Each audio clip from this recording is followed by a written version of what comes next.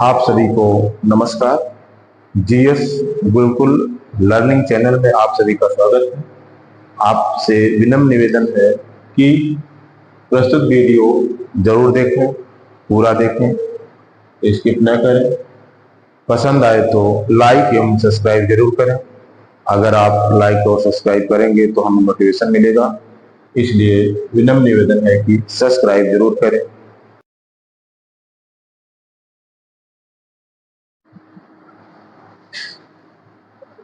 आज की क्लास होगी वाकाटक राजवंश। ठीक है, वाकाटक राजवंश। तो ये भी गुप्त काल के समकालीन थे।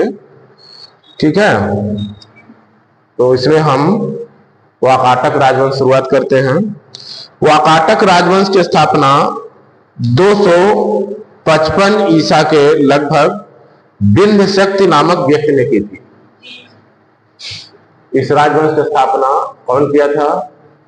स्थापना 255 ईस्वी। ठीक, 255 ईस्वी के लगभग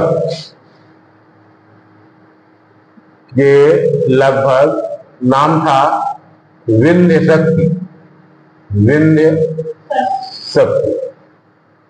विंध्यशक्ति नामक व्यक्ति ने किया था वाकाटक राजवंश की स्थापना। ठीक,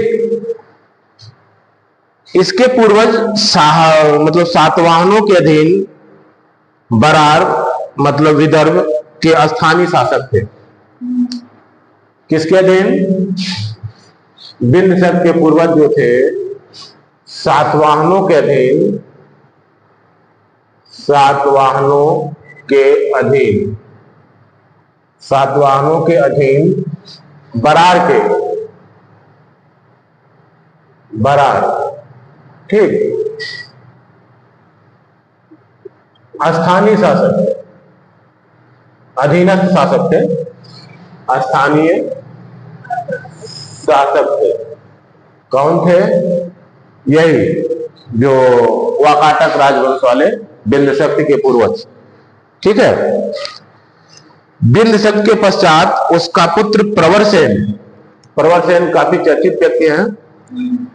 ठीक है, विंध्यशक्ति के पश्चात कौन? प्रवरसेन कौन था? पुत्र थे। बिंध्यशक्ति के बाद पुत्र जो थे, पुत्र कौन थे? प्रवरसेन। बिंध्यशक्ति के पुत्र प्रवरसेन थे। तो इनके बाद प्रवरसेन गद्दी पर बैठा। ठीक है, प्रवरसेन क्या हुआ? गद्दी पर बैठा, शासक हुआ। 275 से 335 ईस्वी तक रहा हो।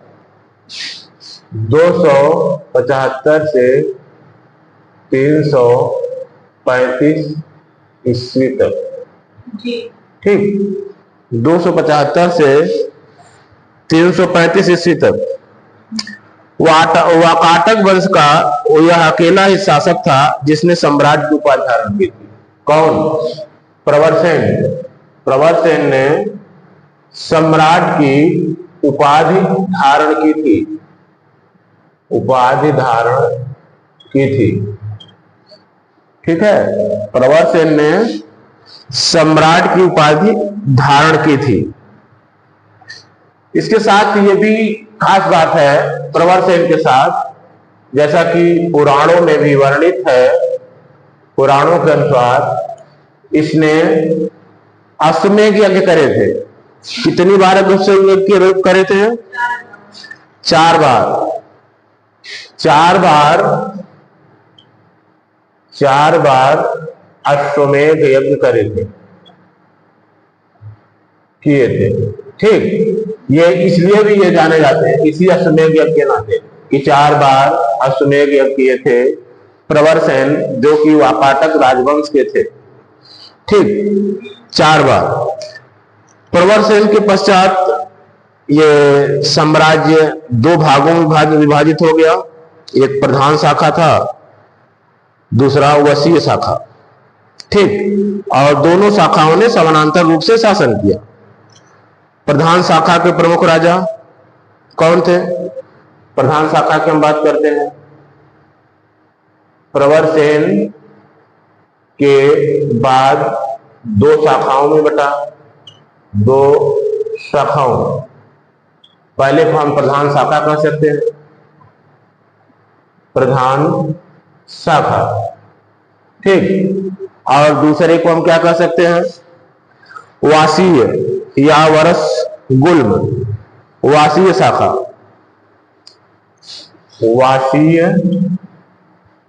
वासीय शाखा। तो प्रवरसेन के पश्चात ये दो शाखाओं में वाकाटक राजवंश विभाजित हुआ। एक था प्रधान शाखा बना, दूसरा वसीय शाखा। इसी प्रधान शाखा में प्रभावती गुप्ता का भी नाम आता है, ठीक। तो प्रधान शाखा में आप देख लीजिए, प्रधान शाखा किसका? प्रवरसेन के बाद, प्रवरसेन के बाद, ठीक। अब प्रधान शाखा में आप जब देखेंगे तो नाम क्या आता है? रुद्रसेन प्रथम का। इन्होंने 335 से 360 तक शासन किया। रुद्रसेन प्रथम 335 से 360, रुद्रसेन प्रथम 335 से 360। फिर इसी के बाद प्रभावती गुप्ता का संरक्षण काल आता है। प्रभावती गुप्ता ये गुप्त परिवार से थी। प्रभावती गुप्ता का संरक्षण काल, संरक्षण काल से क्या मतलब है? ये स्वयं घोषित रूप से राजा नहीं थी, मतलब, लेकिन ये राजकाज करती थी, ठीक, राजकाज करती थी। और इस समय, इस काल में गुप्त साम्राज्य से संबंधों का ये स्वर्ण युग था, अच्छे संबंध थे इसी दौरान, ठीक। और ये संरक्षण काल कब था? 390 से 410, 390 से 410 ईस्वी ये संरक्षण काल था, बहुत महत्वपूर्ण था, ठीक है। फिर इसके बाद संरक्षण काल से फिर प्रवरसेन द्वितीय आ जाते हैं। इनका काल था, प्रवरसेन द्वितीय का 410 से 440, ठीक। प्रवरसेन द्वितीय 410 से 440, प्रवरसेन द्वितीय 410 से 440। नरेंद्र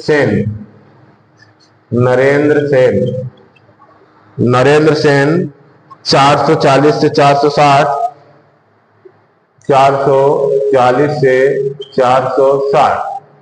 फिर इसके बाद नाम आता है पृथ्वीसेन का 460 से 480, पृथ्वीसेन 460 से 480। ये तो है शासकों के काल का संक्षेप, ठीक।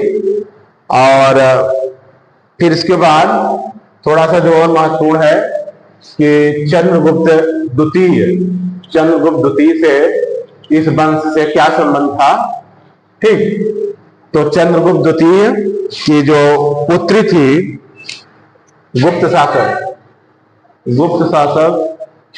चंद्रगुप्त द्वितीय की पुत्री थी, गुप्त शासक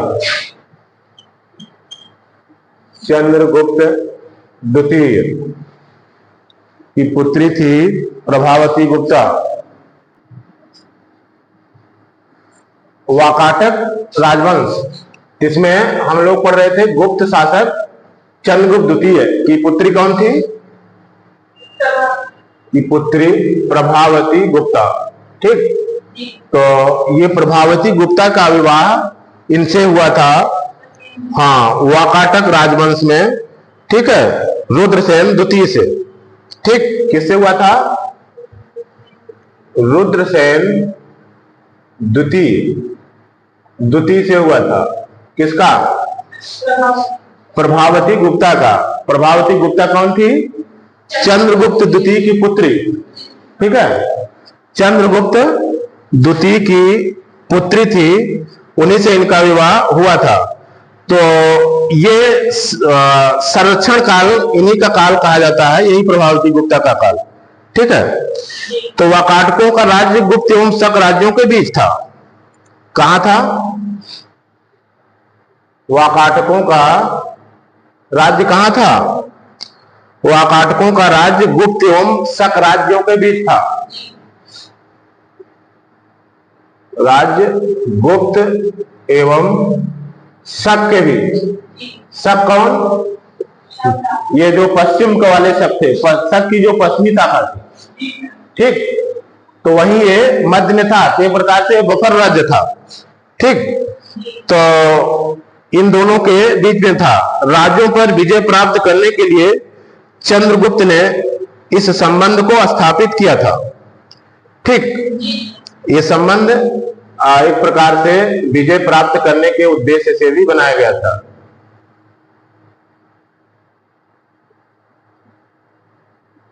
ठीक है, और विवाह के कुछ समय बाद रुद्रसेन द्वितीय की मृत्यु हो गई। जब रुद्रसेन द्वितीय की मृत्यु हो गई तो उसी काल को ये प्रभावती गुप्ता का संरक्षण काल कहा जाता है। ठीक, रुद्रसेन द्वितीय की मृत्यु हो गई विवाह के कुछ समय पश्चात, तो ये है प्रभावती का संरक्षण काल। ये काल गुप्त राज्य से इनके अच्छे संबंधों के लिए भी जाना जाता है। ठीक, गुप्त काल से अच्छे संबंधों के लिए भी जाना जाता है। ठीक, रुद्रसेन द्वितीय का मृत्यु के पश्चात, और इनके जो पुत्र थे दिवाकर सेन और दामोदर सेन, दिवाकर सेन और दामोदर सेन, ये दोनों अवयस्क थे। अवयस्क थे, तो जो वास्तविक संचालन था ये प्रभावती गुप्ता के हाथों में था। ठीक है, तो इसीलिए ये क्या कहा जाता है? संरक्षण का काल। संरक्षण का काल। और ये काल ऐसा काल था कि इस काल में गुप्त का संबंध और वाकाटकों का संबंध, गुप्त और वाकाटक, ये दोनों संबंध क्या माने जाते हैं? बहुत अच्छे थे। इसको आप स्वर्ण काल कह सकते हैं, संबंध का स्वर्ण काल। ये दोनों संबंध बहुत अच्छे थे, अच्छे रहेंगे ही, है ना। तो प्रभावती गुप्ता का संरक्षण काल उसका कनिष्ठ पुत्र दामोदर सेन प्रवर सेन द्वितीय के नाम पर गद्दी पर बैठा था। संरक्षण काल में कौन गद्दी पर था?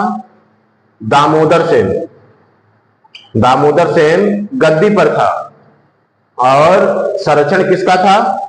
प्रभावती का। ठीक, ये क्लियर हो गया। दामोदर सेन को गद्दी पर बैठाकर संरक्षण किसका था? प्रभावती गुप्ता का। ठीक, तो हम ये कह सकते हैं कि उस काल में भी महिलाएं शासक हुआ करती थी। ये संरक्षण काल से तात्पर्य यह है कि ये पूर्ण शासक थी, केवल नाम नहीं था शासक का। ठीक है, और पृथ्वीसेन द्वितीय वाकाटकों की प्रधान शाखा का अंतिम शासक था।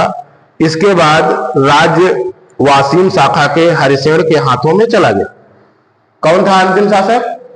पृथ्वीसेन। इस जो प्रधान शाखा वाकाटकों की जो प्रधान शाखा थी, उस शाखा का अंतिम शासक पृथ्वीसेन था। ठीक है, वाकाटकों की प्रधान शाखा का अंतिम शासक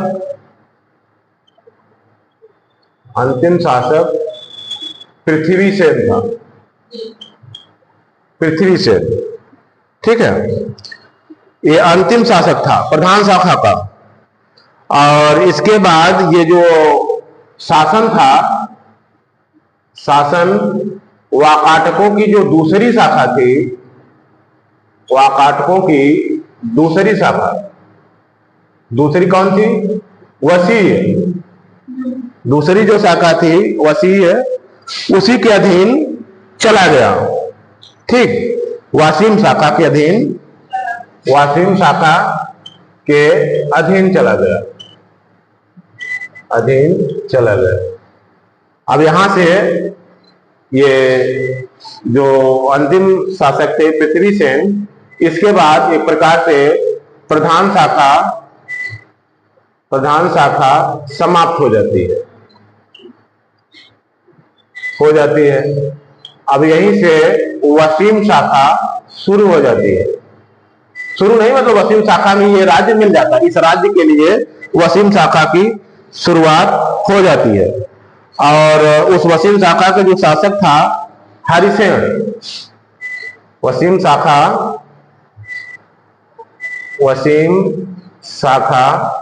के हरिसेन के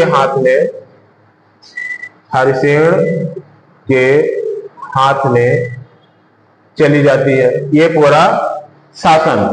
ठीक है, अब इसके बाद शुरू होता है वसीम शाखा के वाकाटक। किसके? वसीम शाखा के वाकाटक। अब इनका काल शुरू होता है।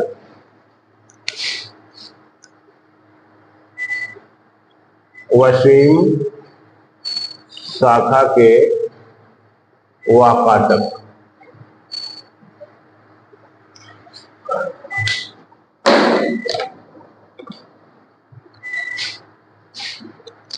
इस शाखा की स्थापना कब हुई थी?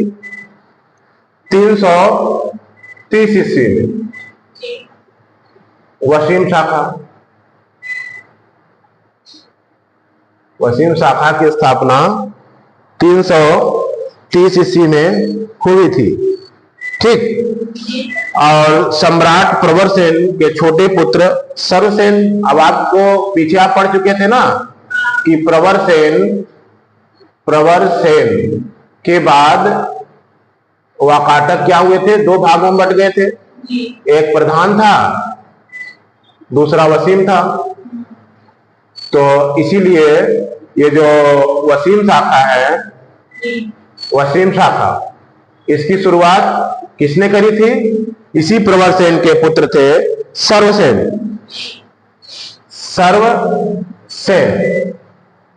ये प्रवरसेन के पुत्र थे, यहीं से ये शाखा शुरू होती है। और आप लास्ट में देखते हैं कि जब पृथ्वीसेन, कौन?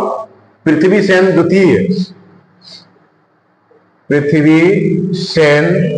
द्वितीय, जब ये आते हैं तो ये प्रधान शाखा के थे, प्रधान शाखा। अब ये यही समाप्त हो जाते हैं, समाप्त। ठीक, इनका विलय कहां होता है? विलय इसी वसीम शाखा में, जिसकी स्थापना किसने करी थी? सर्वसेन ने। ठीक, स्थापना सर्वसेन ने किया था। इसी वसीम शाखा में अब प्रधान शाखा विलय हो जाता है। कहने का मतलब है कि अब जो वाकाटक राजवंश दो शाखाओं में बीच में विभक्त हो गया था, ये पुनः एक शाखा में हो गया, पुनः एक शाखा में हो गया। वाकाटक राजवंश की जो दो शाखाएं थी वो एक शाखा में आ गई। ठीक है, और यहां से फिर एक शाखा के रूप में आगे चलता है। ठीक, और इसी सर्वसेन ने क्या किया था? वत्स गुल्म नामक स्थान पर स्वतंत्र राज्य की स्थापना करी थी। स्थान क्या था? वत्स गुल्म नामक स्थान पर स्वतंत्र राजवंश, ये स्वतंत्र राजवंश की इसने स्थापना किया था। यही है वाकाटकों की शाखा। ठीक, वत्सगुल्म कहां पड़ता है? वत्सगुल्म ये जो महाराष्ट्र का अकोला जिला है, महाराष्ट्र का अकोला जिला ये अकोला का नाम आप लोगों ने सुना होगा, महाराष्ट्र का अकोला जिला आधुनिक वाशिम में ये स्थित था। आधुनिक वाशिम, वाशिम एक स्थान है, वहीं पर यह स्थान था वत्सगुल, ठीक है, और वहीं पर इस राजवंश की स्थापना हुई थी, ठीक है। फिर वसीम शाखा के प्रमुख राजा कौन से थे? इसके बाद ये जानिए कि वसीम शाखा के प्रमुख राजा कौन थे।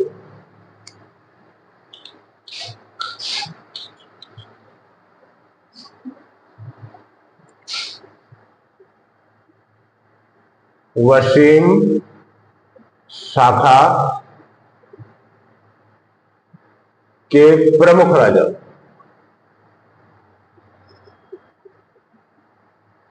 वसीम शाखा के प्रमुख राजा, जैसे आपने जाना ही कि सर्वसेन ने शाखा की स्थापना ही की थी।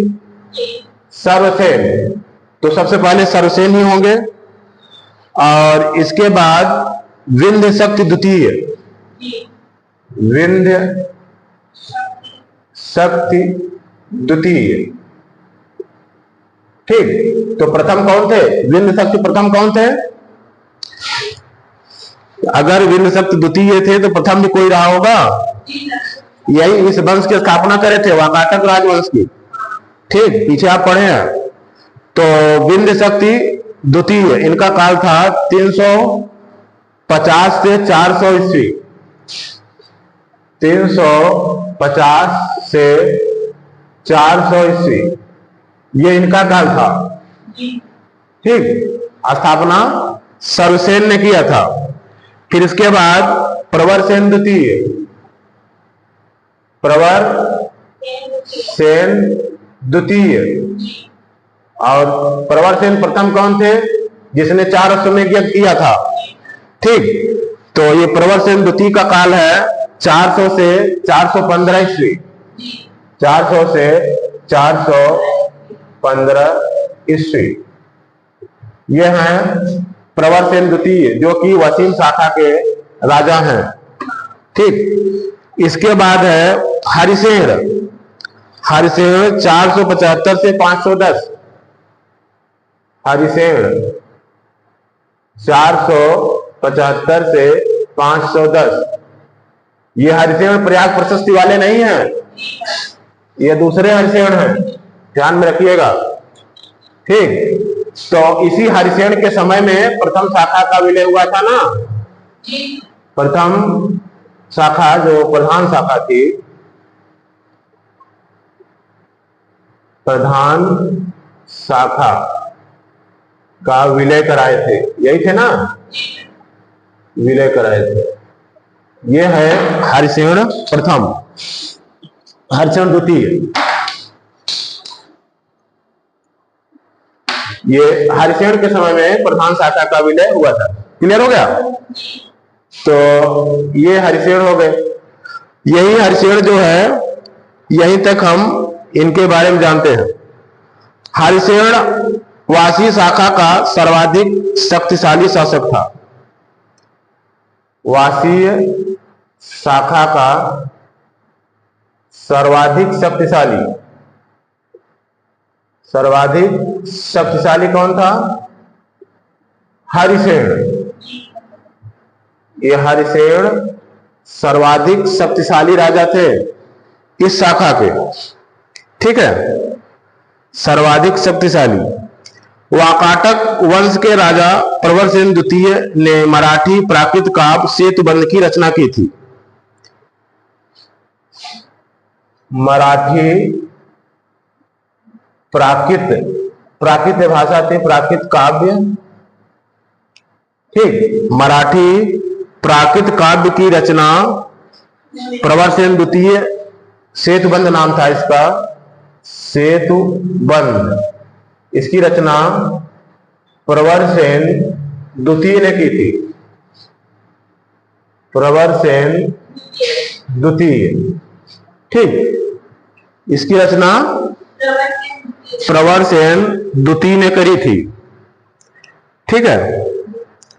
और हरिविजय नामक सर्वसेन ने हरिविजय नामक प्राकृतिक काव्य ग्रंथ लिखा था। सर्वसेन क्या लिखे थे? सर्वसेन हरिविजय लिखे थे। हरिविजय ये सर्वसेन की रचना है। ठीक। संस्कृत की विदर्भी शैली का पूर्ण विकास वाकाटक नरेशों के दरबार में हुआ। संस्कृत की विदर्भी शैली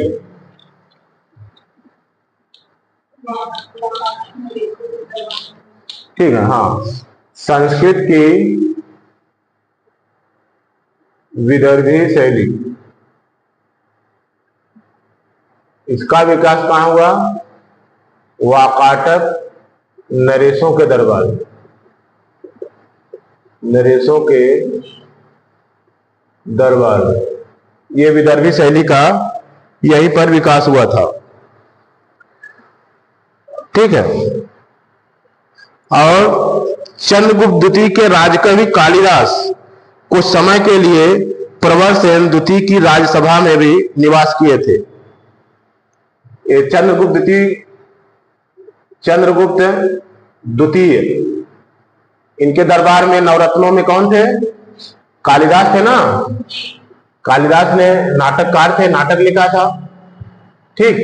ये जो कालिदास थे ये प्रवरसेन द्वितीय, ठीक, हाँ, कुछ समय के लिए ये प्रवरसेन द्वितीय की राज्यसभा में भी रहे थे। कि राज्यसभा में भी रहे थे। यहां पर भी प्रवरसेन द्वितीय की राज्यसभा में भी निवास किया था। वही कालिदास। कालिदास की रचनाएं क्या हैं? अभिज्ञान सा कुंतलम बहुत ही फेमस रचना है। ठीक है। वहां जब निवास कर रहे थे तो सेतुबंध का संशोधन किया। विदर्भी शैली में अपना काव्य मेघदूत लिखा। सेतुबंध का संशोधन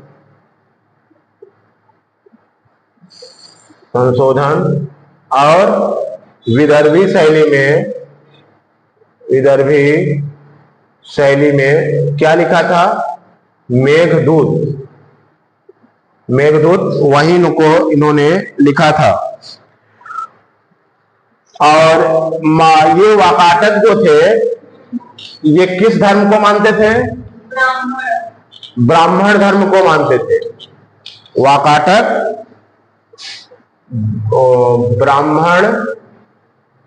ब्राह्मण धर्म को मानते थे।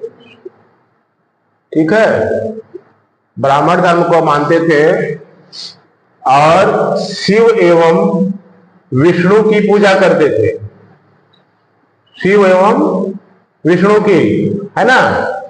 शैव और वैष्णव ये दो संप्रदाय ब्राह्मण धर्म के ही हैं। ठीक है। ये संप्रदाय हैं और जो विष्णु या शिव दोनों पूजा करने वाले ब्राह्मण धर्म के ही हैं।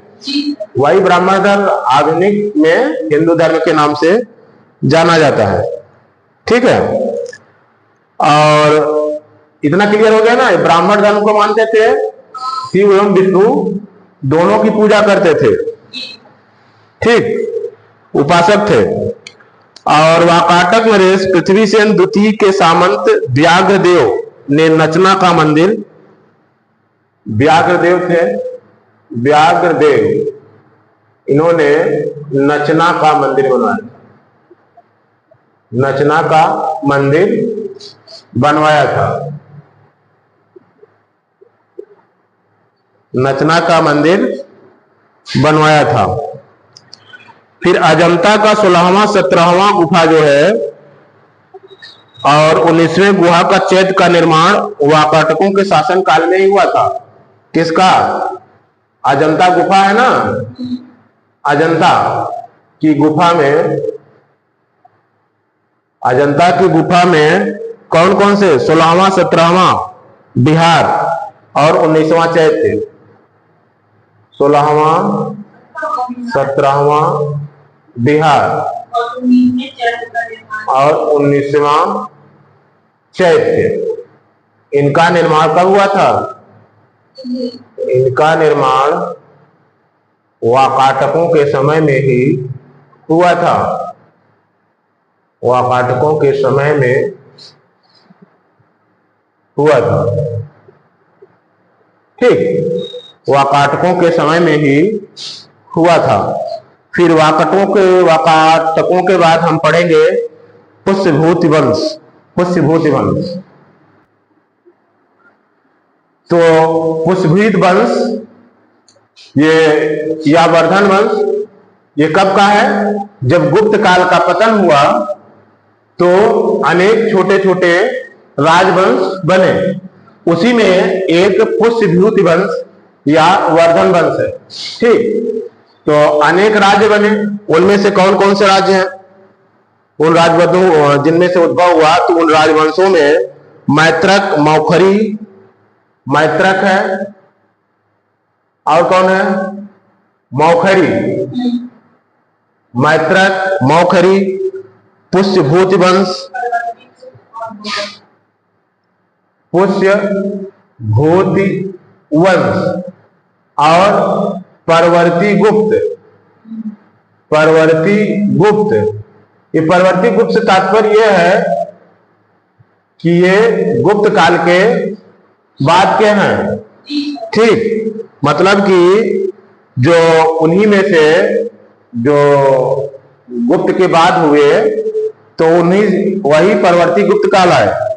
ठीक, और गौड़, कौन? गौड़, इतने प्रमुख हैं। मैत्रक, मौखरी, पुष्यभूति वंश, परवर्ती गुप्त है ही, और गौड़। अब ये इनका इतिहास हम बहुत शार्ट में पढ़ेंगे, और बहुत शार्ट में बहुत विस्तृत इतिहास है भी नहीं इनका। ठीक है, तो पुष्यभूति वंश के संस्थापक पुष्यभूति थे। संस्थापक कौन थे? पुष्यभूति वंश के संस्थापक पुष्यभूति, इनका नाम था, क्या नाम था? पुष्यभूति। इनकी राजधानी क्या थी? हाँ, राजधानी थानेश्वर। इनकी राजधानी थानेश्वर थी। यही बाद में हर्षवर्धन यहीं से थे, और इन्होंने बाद में कन्नौज को अपनी राजधानी बनाया था, जो कि उनकी बहन राजश्री का राज्य था। ठीक है, तो थानेश्वर कहाँ है वर्तमान में? हाँ, हरियाणा का कुरुक्षेत्र क्षेत्र, हरियाणा के, हाँ, हरियाणा का कुरुक्षेत्र, यही था क्षेत्र उनका, वहीं था ये थानेश्वर। हरियाणा मतलब वो दिल्ली का पश्चिम वाला क्षेत्र जो हरियाणा राज्य है। ठीक है, तो ये था उनका क्षेत्र। पुष्यभूति वंश का संस्थापक तो आपको पता ही है।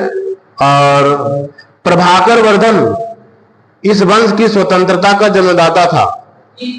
प्रभाकर वर्धन कौन था? प्रभाकर वर्धन, ये सबसे प्रभावशाली शासक भी थे ये।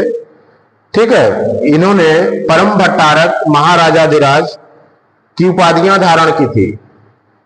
प्रभाकर वर्धन प्रभावशाली शासक, ये प्रभावशाली शासक थे। और परम भट्टारक महाराजाधिराज, महाराजाधिराज। ठीक, ये भारी भरकम उपाधि इन्होंने धारण की थी।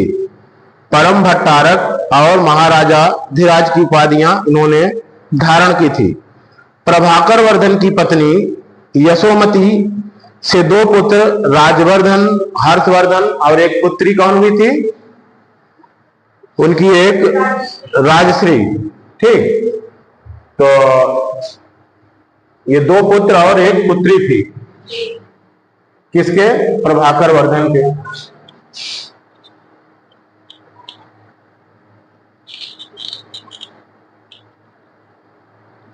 ये प्रभाकर वर्धन है, प्रभाकर वर्धन। पत्नी का क्या नाम है? यशोमती। और इनके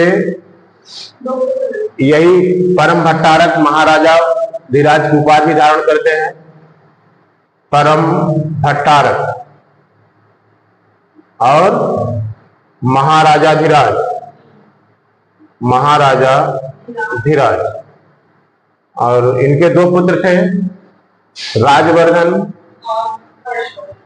राजवर्धन और हर्षवर्धन। हर्षवर्धन छोटे थे, ठीक, हर्षवर्धन। और पुत्री कौन थी? पुत्री राजश्री। इन्हीं राजश्री का विवाह कन्नौज में हुआ था, ठीक है। पुत्री राजश्री, राजश्री का विवाह कहां हुआ था? कन्नौज नरेश गृहवर्मा, है ना। राजश्री का विवाह, राजश्री का विवाह कन्नौज नरेश गृहवर्मा, गृहवर्मा के साथ हुआ था। ये कन्नौज कहां है? उत्तर प्रदेश में, और इत्र के लिए फेमस है। कन्नौज उत्तर वर्तमान में इत्र नगरी है, बड़े बड़े व्यापारी हैं वहां इत्र के। तो उसी कन्नौज में, इसी को बाद में बहुत फेमस हुआ जब हर्षवर्धन यहाँ का शासक बना तो महोदय नगर कहा गया। इसी कन्नौज को महोदय नगर कहा जाता है, बड़ा फेमस क्षेत्र हुआ आगे चल के, ठीक है। तो गृहवर्मा के साथ इनका विवाह हुआ था, किसका? राजश्री का। राजश्री का विवाह गृहवर्मा के साथ हुआ था। तो मालवा के शासक देवगुप्त ने, इसी समय जो मालवा था, मालवा के शासक थे देवगुप्त। इस मालवा से और कन्नौज से अच्छे संबंध नहीं थे, और देवगुप्त ने हत्या करी, हत्या कर डाली किसकी? गृहवर्मा की, ठीक। गृहवर्मा की हत्या कर डाली, ठीक है। देवगुप्त ने गृहवर्मा की हत्या कर दी, ठीक है, और राजसी को बंदी बना लिया। मतलब कि गृहवर्मा की हत्या की, इनकी हत्या कर दी, और इनकी पत्नी जो राजश्री थी, राजश्री को बंदी बना लिया।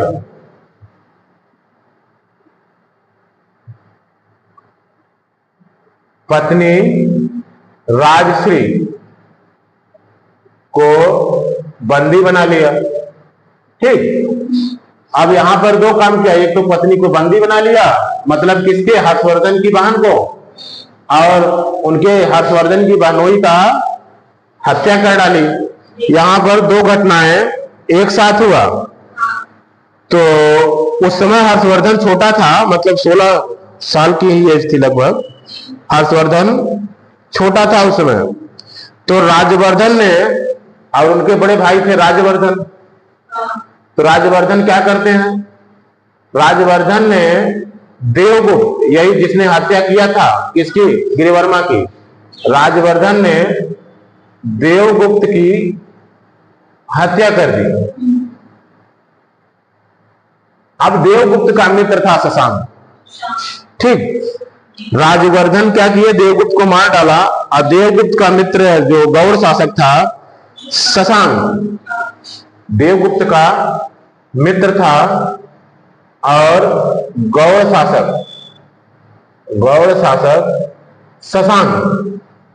शशांक था। इस शशांक ने क्या किया कि धोखे से राजवर्धन की हत्या कर डाली। धोखे से राजवर्धन की हत्या कर दी, ठीक। अब यहां पर स्थिति ये बनती है कि हर्षवर्धन अल्प वयस्क, अभी मतलब वयस्क नहीं था, ठीक। तो शशांक शैव धर्म का अनुयायी था, और ये थोड़ा सा सहिष्णु नहीं था, ठीक। तो ये शशांक जो था धर्म सहिष्णु व्यक्ति नहीं था, इस शैव धर्म का अनुयायी था। अनुयायी होना कोई बुरी बात नहीं है, लेकिन इसने बौद्ध वृक्ष को कटवा डाला था। शशांक शैव धर्म का अनुयायी था, ठीक। और इसने क्या किया था? बोध वृक्ष, हाँ बोध वृक्ष कहाँ था? बोध गया में।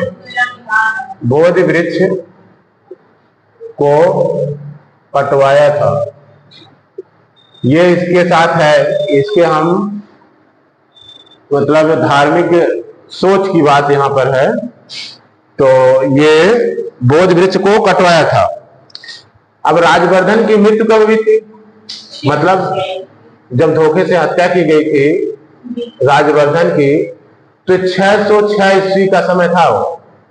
कब राजवर्धन की हत्या 606 ईस्वी में हत्या हुई थी, ठीक है।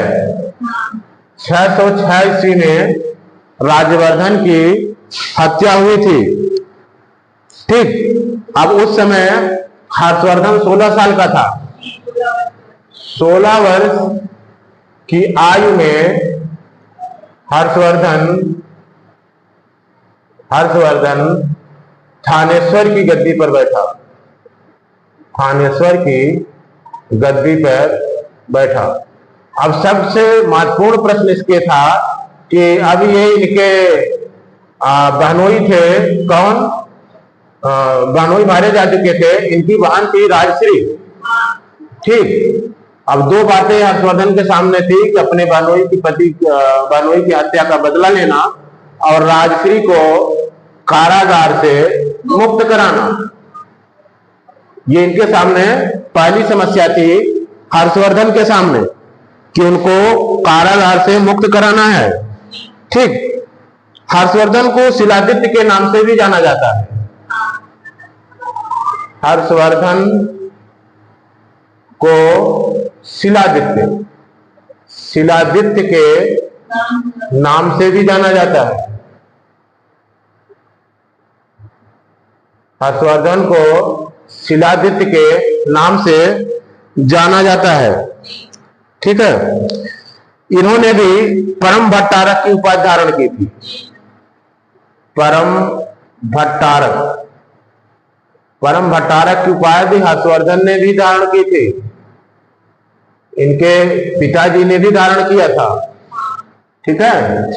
परम भट्टारक की उपाधि हर्षवर्धन ने भी धारण किया था।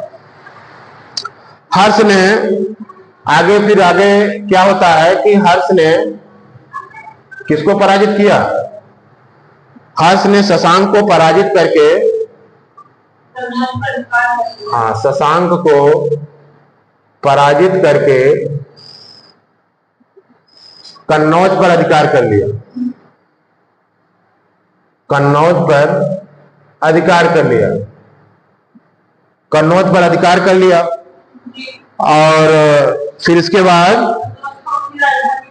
हाँ कन्नौज को अधिकार कर लिया और फिर क्या किया?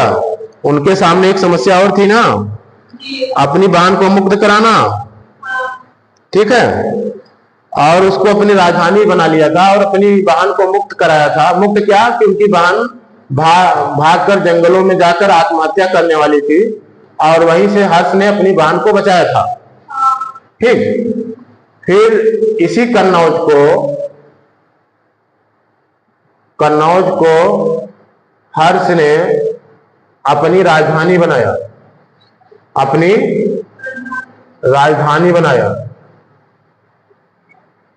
और यहीं से कन्नौज और वहां का जो थानेश्वर दोनों का शासन होने लगा, ठीक है। फिर इसके बाद अब जो चर्चित युद्ध है इस हर्षवर्धन का, तो अगला जो चर्चित युद्ध है वो कौन सा था? पुलकेशिन द्वितीय से युद्ध। हाँ पुलकेशिन द्वितीय का युद्ध, जो कि दक्षिण भारत से थे, तो पुलकेशिन द्वितीय से इनका युद्ध हुआ था। हर्षवर्धन का पुलकेशिन द्वितीय से युद्ध हुआ था। पुलकेशिन द्वितीय, ठीक है। पुलकेशिन द्वितीय के बीच नर्मदा नदी के तट पर हुआ था द्वितीय से युद्ध। कहां हुआ था? नर्मदा नदी के तट पर। कहा जाता है कि इसमें हर्ष की पराजय हुई थी। हर्ष की पराजय हुई थी। पराजय से मतलब ऐसा नहीं कि हर्ष ने अपना राज्य गंवा दिया था, लेकिन वहां पराजय हुई थी, हर्ष की सेना पीछे हट गई थी। ठीक, इस युद्ध में हर्ष की पराजय हुई थी। और एक जो चीनी यात्री था, काफी फेमस है, ह्वेनसांग।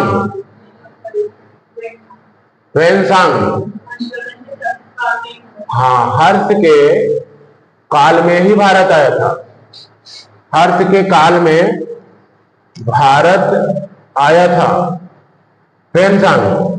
भारतीय इतिहास लेखन में ह्वेनसांग के जो विवरण है उनका काफी योगदान है। तो ये हर्ष के काल में ही भारत आया था ह्वेनसांग।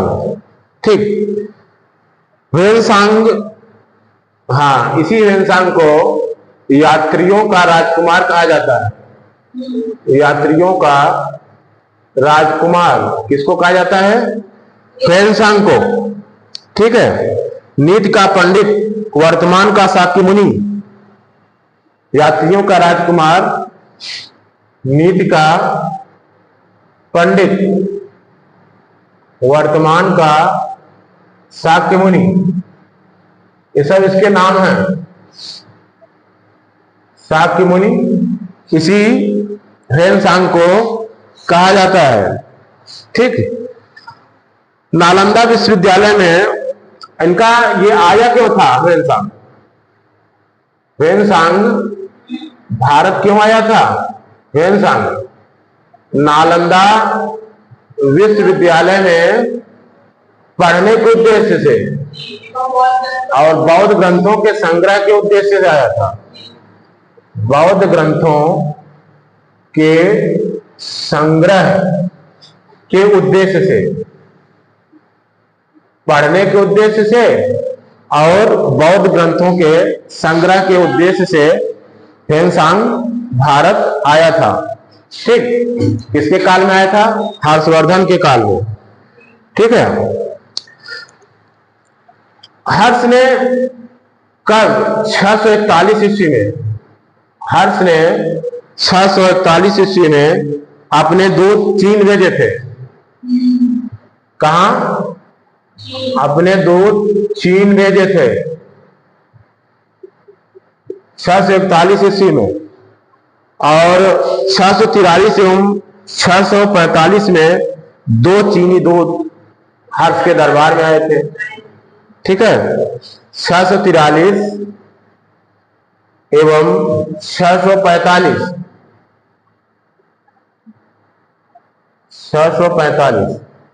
इस दोनों काल में 2 चीनी दूत,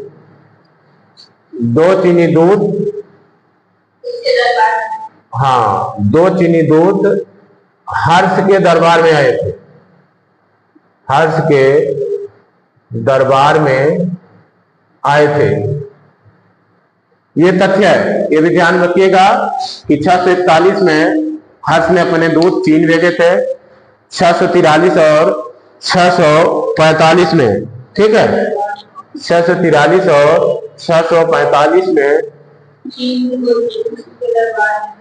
645 में 2 चीनी दूत हर्ष के दरबार में आए थे। ठीक। और हर्ष ने कश्मीर के शासक से बुद्ध के दांत, कश्मीर के शासक से बुद्ध के दंत अवशेष हर्ष ने छीन लिया था। कहने का मतलब है कि हर्ष का लगाव बौद्ध धर्म के प्रति अच्छा था, इसीलिए तो छीना। ठीक। तो हर्ष ने क्या किया था? हाँ, हर्ष ने कश्मीर के शासक से बुद्ध के दंत अवशेष यानी बुद्ध के दंत अवशेष छीन लिया था। ठीक है, बुद्ध के दंत अवशेष छीना था। ठीक। हर्ष कुल देवता शिव का परम भक्त था। प्रारंभ में क्या था? हर्ष शिव का परम भक्त था। ठीक है, शिव का परम भक्त था और सूर्य का अनन्य उपासक था। सूर्य का अनन्य उपासक।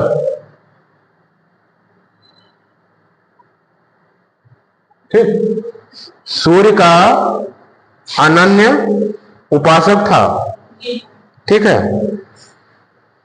प्रारंभ में चीनी यात्री ह्वेनसांग से मिलने के बाद उसने बौद्ध धर्म की महायान शाखा को राजाश्रय प्रदान किया था। जब ह्वेनसांग मिल गया, ह्वेनसांग जब मिला, चीनी यात्री, तो इसने बौद्ध धर्म की महायान शाखा को महायान शाखा, बौद्ध धर्म में 2 शाखाएं होती है ना, हीनयान और महायान। हीनयान और महायान दोनों स्पष्ट विभाजन कब हुआ था? बौद्ध की चौथी संगीत में, जिसका जो कनिष्क के काल में हुई थी और अध्यक्षता वसुमित एवं अशुघोष ने किया था, उसी काल में बना था। तो उसी महायान शाखा का जो ह्वेनसांग के कहने से या उनके बताने से, तो बौद्ध धर्म की महायान शाखा को हर्ष ने क्या दिया? राज्याश्रय यानी राज्य प्रशय दिया, यानी राज आश्रय दिया। ठीक है, राज्य आश्रय दिया महायान शाखा को।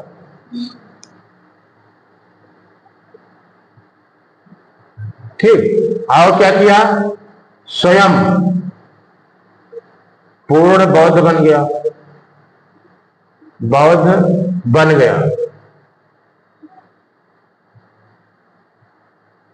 ठीक।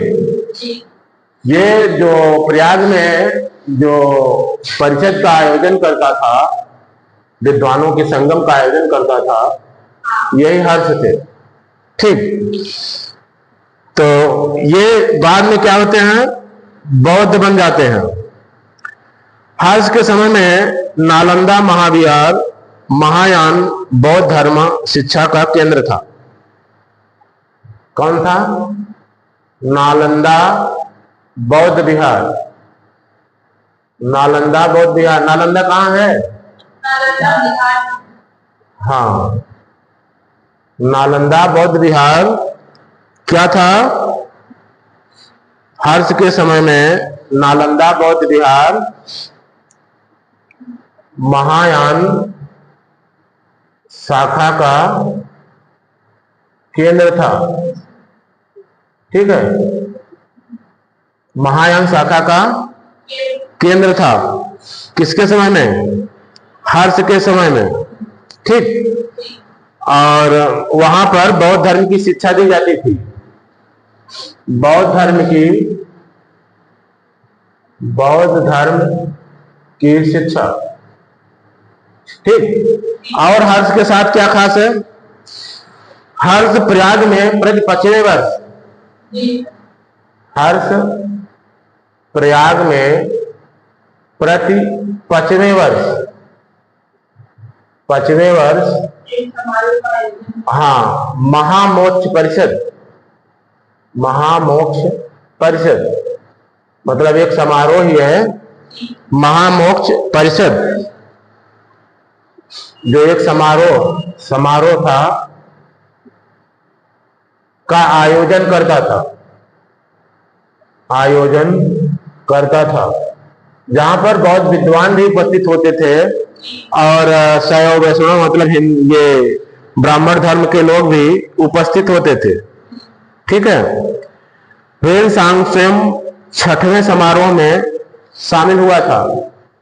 ये विद्वानों की परिषद हुआ करती थी, है ना, एक प्रकार के सरस्वती बहती थी, ज्ञान की सरस्वती बहती थी।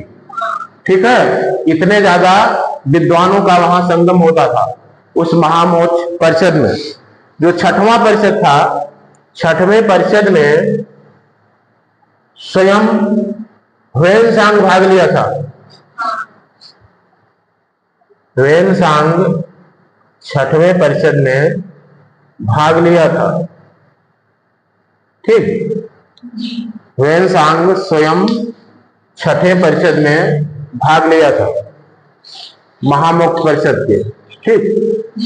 तो वहीं से ये जो जमावड़ा है, जो मतलब ये मेले की शुरुआत है, संभवतः ऐसा माना जाता है कि महामोक्ष परिषद से ही होता है। ठीक। और बाणभट्ट का नाम आप सुने होंगे। बाणभट्ट हर्ष के दरबारी कवि थे। बाणभट्ट हर्ष के दरबारी कवि थे। ठीक है। बाणभट्ट हर्ष के दरबारी कवि थे और उसने रचना क्या की थी? हर्षचरित और कादंबरी, इनकी 2 रचनाएं थी। एक हर्षचरित था, एक कादंबरी था। हर्ष स्वयं विद्वान लेखक था। ठीक है। और कभी कभी गुरु भी पूछ सकता है, तो बाणभट्ट के गुरु भर्तृ थे। बाणभट्ट के गुरु क्या थे? गुरु भर्तृ थे। ऐसा कभी क्वेश्चन आया नहीं है, आ सकता है, अलग बात है। ठीक। और ये भी स्वयं हर्ष क्या थे? हर्ष भी विद्वान थे। हर्ष भी विद्वान थे।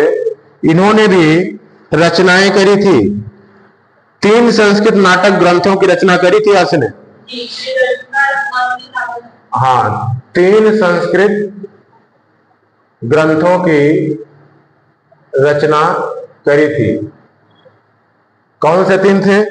प्रियदर्शिका, रत्नावली और नागानंदा।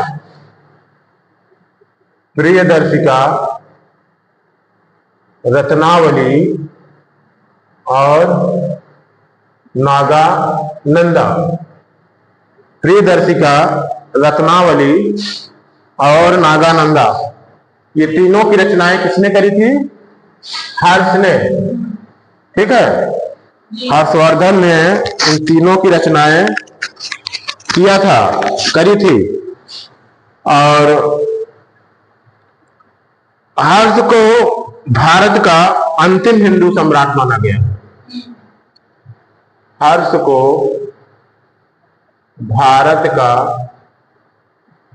अंतिम हिंदू सम्राट माना गया है। ऐसा क्यों? हर्ष के बाद राजा तो हुए, लेकिन सम्राट नहीं हुए। वो जो भी थे सब छोटे छोटे क्षेत्रों के थे, तो उनको सम्राट नहीं कहा जा सकता। इसीलिए हर्ष को अंतिम हिंदू सम्राट कहा जाता है। क्षेत्र के नाते, शासन क्षेत्र के नाते ऐसा कहा जाता है। ठीक। अंतिम हिंदू सम्राट। और ये बात अलग था कि वो हर्ष कट्टर हिंदू नहीं थे। कट्टर हिंदू नहीं थे। ठीक। वो बाद में बौद्ध भले स्वीकार कर लिए हो, लेकिन ऐसा भी नहीं था कि उनको हिंदू धर्म से कोई दिक्कत थी। ठीक है, इसीलिए कट्टर हिंदू नहीं थे। और दूसरी बात ये भी हम कह सकते हैं कि अंतिम हिंदू सम्राट तो कहा जाता है, लेकिन पूरे भारत, जो वर्तमान पूरा भारत है, पूरे भारत के शासक भी नहीं थे, शासक नहीं थे। लेकिन जितने क्षेत्र के शासक थे, उतने क्षेत्र का शासक कोई हिंदू कालांतर में नहीं हुआ। इसके बाद अन्य वंश आए, मुगल वंश भले ही रहा हो, अंग्रेजों का शासन भले ही रहा हो, लेकिन किसी हिंदू सम्राट का इतना बड़ा शासन नहीं रहा। ठीक, इसलिए कह सकते हैं ऐसा। हर्ष के जो अधीनस्थ थे, अधीनस्थ शासक थे, वो महाराज और महासामंत कहे जाते थे। हर्ष के अधीनस्थ शासक महाराज तथा महासामंत कहे जाते थे। महासामंत कहे जाते थे। ठीक, क्या कहे जाते थे? महाराज और महासामंत, जो अधीनस्थ शासक थे, अधीनस्थ शासकों को महाराज तथा महासामंत कहा जाता था। ठीक, और इनके मंत्री को सचिव या अमात्य कहा जाता था। हर्ष का जो मंत्री होते थे, मंत्री को क्या कहा जाता था? सचिव या अमात्य। मंत्री को सचिव या अमात्य कहा जाता था। ठीक है, मंत्री मतलब समझ ही रहे हैं, राजा की सहायता जो करे वो मंत्री है। ठीक है, और उनको सचिव या अमात्य कहा जाता है। और इनके जो राज्य क्षेत्र था, वो प्रशासन की सुविधा के लिए प्रांतों में बांटा गया था। ठीक, राज्य क्षेत्र प्रशासन की सुविधा के लिए प्रांतों में बांटा गया था। हर्ष का राज्य क्षेत्र प्रांतों में बांटा गया था। ठीक, प्रांतों में बांटा गया था। किसमें? प्रांतों में बांटा गया था। लेकिन उस समय प्रांत को क्या कहते थे? प्रांत को क्या कहते थे उस समय? भुक्ति। जैसे उत्तर प्रदेश एक प्रांत है, तो उस समय अगर ऐसा कहा जाता तो कहा जाता उत्तर प्रदेश एक भुक्ति है, इसको भुक्ति कहा गया। और गुप्तों के काल में क्या कहा गया था? गुप्तों के काल में भी भुक्त शब्द था या देश शब्द भी था, दोनों शब्द प्रयोग किए गए थे। ठीक है, तो वहां भी भुक्त शब्द का प्रयोग होता था। प्रत्येक भुक्त का जो शासक था वो राजस्थानीय, उपरिक अथवा राष्ट्रीय कहलाता था। भुक्त का जो शासक था राजस्थानीय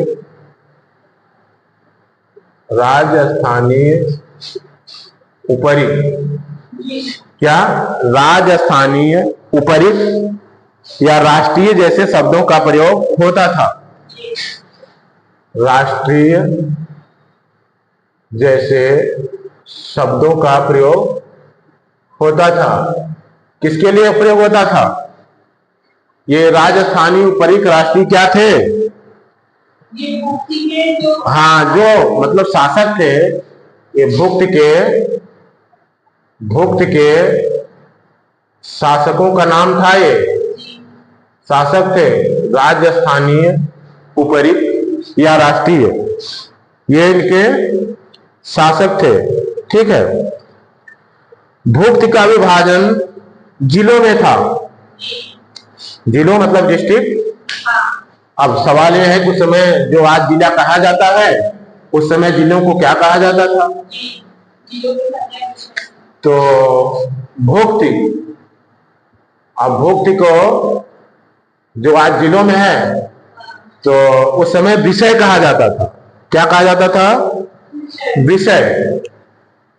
भुक्त क्या बता था? विषयों में बता था। और इसके जो हेड था, प्रशासक था, आज क्या कहा जाता है? जिला कलेक्टर। तो उस समय क्या कहा जाता था? विषयपति। विषयों का जो हेड होता था उसे विषयपति कहा जाता था। ठीक है, आज क्या कहते हैं? जिला कलेक्टर। ठीक, जिलाधिकारी, डिस्ट्रिक्ट मजिस्ट्रेट, डीएम। तो उस समय विषयपति था, उस समय का विषयपति आज का डीएम है। फिर विषयों के अंतर्गत कई पाठक होते थे। अब विषय हो गया तो इसके अंतर्गत पाठक, ये तमाम कई पाठक होते थे। पाठक जैसे आपके जिले में 5 पाठक हैं, मतलब ये पाठक मतलब आज की तहसीलें। आज की तहसीलें उस समय पाठक कही जाती थी। ठीक, और पाठकों का प्रशासक भी होता रहा होगा। ठीक है, पाठक होते थे। फिर इसके बाद जो गांव शासन की जब सबसे छोटी इकाई क्या थी? शासन की सबसे छोटी इकाई ये क्या थी? ग्राम। शासन की सबसे छोटी इकाई ग्राम थी। और ग्राम शासन का प्रधान ग्रामाध्यक्ष पटलिक। इसका हेड क्या था? ग्रामाध्यक्ष पटलिक। ग्राम प्रशासन का हेड था ग्रामाध्यक्ष पटलिक। आज जैसे प्रधान होते हैं, हालांकि प्रधान ये चुने जाते हैं, इनसे तुलना नहीं कर सकते, लेकिन ये ग्राम प्रशासन की सबसे छोटी इकाई था। इसका जो सब हेड था तो वो ग्रामाध्यक्ष पटलिक हुआ करता था। ठीक, ग्रामाध्यक्ष पटलिक। पुलिस कर्मियों को चाट भाट कहा जाता था। गुप्त काल में भी तो यही था। पुलिस कर्मियों को, यानी जो आज कांस्टेबल कहे जाते हैं, पुलिस कर्मियों को चाट भाट कहा जाता था। मतलब कि आज के जो कांस्टेबल थे उस समय चाट भाट कहे जाते थे। ठीक, यही गुप्त काल में भी था, बहुत ज्यादा अंतर नहीं है। ठीक है, दंड पाशिक तथा दांडिक पुलिस विभाग के अधिकारी होते थे। दंड पाशिक और दांडिक कौन कौन? दंड पाशिक और दांडिक।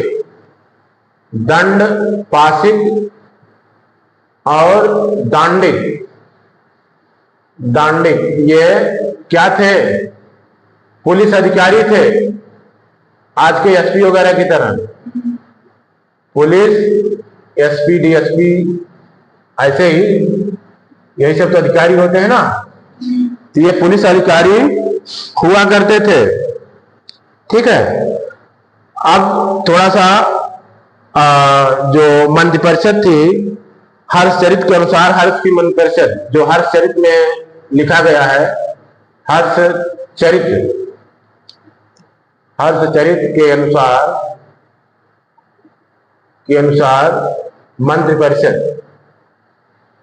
मंत्रिपरिषद कैसी थी, क्या नाम था उनका? तो जो भंड था, भंड जो कहा जाता था, भंड, उसको हम प्रधान सचिव कह सकते हैं। प्रधान सचिव, ये भंड नाम था। फिर सिंहनाद। सिंहनाद मतलब सिंहनाद, प्रधान सेनापति। प्रधान सेनापति। भारत में प्रधान सेनापति कौन है? हाँ, तीनों सेनाओं को प्रधान राष्ट्रपति है। तो आप कर सकते हैं तुलना, लेकिन उस समय सेनापति युद्ध में जाते थे, हमारे सेनापति युद्ध में नहीं जाते। ठीक है, तो सिंहनाद प्रधान सेनापति। और कुंतल अश्व सेना का प्रधान। कुंतल किसको कहा जाता था? अश्व सेना का प्रधान। ये कुंतल था और स्कंदगुप्त। स्कंदगुप्त ये गज सेना का प्रमुख था। किसका? गज सेना का प्रमुख। ठीक, गज सेना का प्रमुख। ठीक है। और अश्व सेना के अधिकारी को बृहदेश्वर, पैदल सेना के अधिकारी को वालाधिकृत। ठीक, अश्व सेना के अधिकारी, इनको क्या कहा जाता था? बृहदेश्वर। ठीक, बृहदेश्वर ये अश्व सेना हो गए। और इसके बाद पैदल सेना के अधिकारी जो था वो बलाधिकृत या महाबलाधिकृत। पैदल सेना ये क्या थे? बलाधिकृत या महाबलाधिकृत। बलाधिकृत या महाबलाधिकृत इनको कहा जाता था। ठीक है। हर्षचरित्र में सिंचाई के साधन के रूप में तुला यंत्र, हर्षचरित्र में सिंचाई का साधन भी बताया गया है, जिसका नाम दिया गया है तुला यंत्र। हर्षचरित्र के अनुसार सिंचाई का साधन तुला यंत्र। जैसे उस तुला यंत्र जैसे राहट वगैरह नहीं थे, ऐसा थोड़ी था कि उस समय समर्सिबल था। ठीक है, तो राहट वगैरह जैसे यंत्र हुआ करते थे, तो उन्हें जल पंप का भी मतलब इसी तरह के जल पंप का उल्लेख है हर्षचरित्र। ठीक है। हर्ष के समय मथुरा सूती वस्त्रों के निर्माण का केंद्र था। मथुरा क्या था? सूती वस्त्रों के निर्माण का केंद्र था। किसके समय में? हर्ष के समय में। हर्ष के समय में मथुरा सूती वस्त्रों के निर्माण का केंद्र था। और प्रांतीय शासक के लिए लोकपाल शब्द भी आया है हर्षचरित्र में। ठीक है, हर्षचरित्र में प्रांतीय शासक के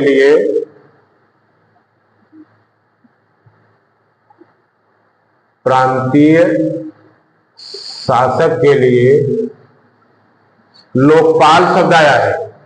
क्या आया है? लोकपाल शब्द। ठीक, ये प्रांतीय शासक के लिए भी आया है।